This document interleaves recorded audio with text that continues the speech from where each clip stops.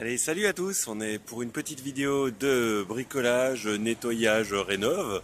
Rapide et simple, normalement, je sais pas, je l'ai jamais fait, mais dans le principe, c'est quand même pas bien compliqué. Donc comme tu peux voir, on est dans le jardin des beaux-parents, ok, avec une petite terrasse, sympatoche et tout. Et on a un énorme cèdre qui fait de l'ombre sur la terrasse, donc c'est plutôt cool. Et il a juste un petit défaut, c'est qu'il nous balance tous ses bourdons et toutes ses épines sur le toit, et que du coup, on se retrouve avec le chéneau qui est souvent, rapidement, complètement bouché. Il faut vider souvent parce qu'il est plein, quoi. Et forcément. Et puis du coup, il vaut mieux pas que ça parte dans la canalisation de toute façon.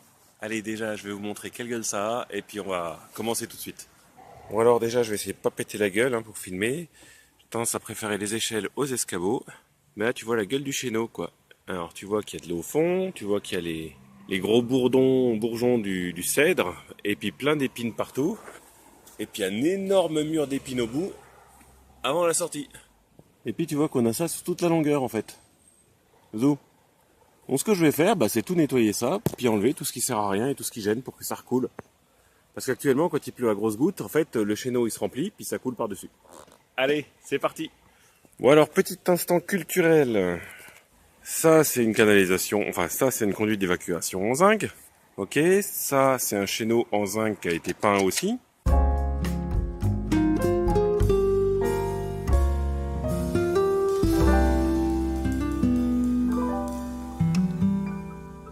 Donc ça, je viens de l'apprendre, ça s'appelle une crapaudine. Ça sert juste à empêcher, du coup, toute la merde de tomber dans la gouttière et de boucher la gouttière en elle-même. Parce qu'un petit peu à la fois, ça passe. Mais ensuite, je vous imagine pas la quantité de desktop qu'il faudrait mettre dedans pour que si c'est bouché, voilà, tu vas au furet ou je sais pas quoi. La crapaudine, elle a tout retenu. Zou, elle a bien fait son job. Et je vais enlever tout ça.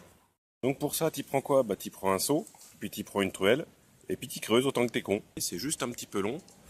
Puis il faut juste pas tomber, quoi. Et voilà. Voilà tout ce que j'ai enlevé du chéneau. Donc là, avec la main, tu peux dire que tu as à peu près 6-8 litres d'épines qui étaient dans le chéneau. Et puis maintenant, je vais repasser un coup d'eau pour tout enlever. Bon voilà, c'est fini, ça m'a pris 50 minutes. Et du coup, le chéneau, il est nickel. Là, il y a encore un peu d'eau, mais c'est pas grand-chose.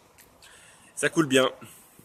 Et de l'autre côté, tu vois bien que c'est nickel jusqu'au bout, il n'y a pas de souci. Alors petit détail, petit défaut, je te mettrai un pointeur sur la vidéo si tu vois pas de quoi je parle. En fait sur le côté là tu vois le tuyau qui est le tuyau d'évacuation qui est vertical. En fait il y a une coupure à l'arrière, enfin c'est pas une coupure, c'est un truc de montage. Et là en fait ça a été un peu écarté pour faire rentrer le coude qui est dedans.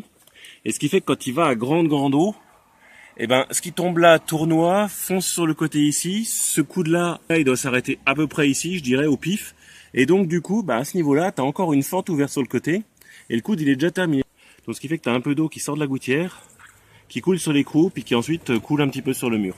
Donc ça tombe bien que l'entrepreneur, ils sont encore dans la rue, le beau-père il va pouvoir lui demander de fixer ça correctement. Enfin pas de fixer, mais de corriger ça. Allez, petite bricole rapide, je vous remercie. Ciao, à la prochaine.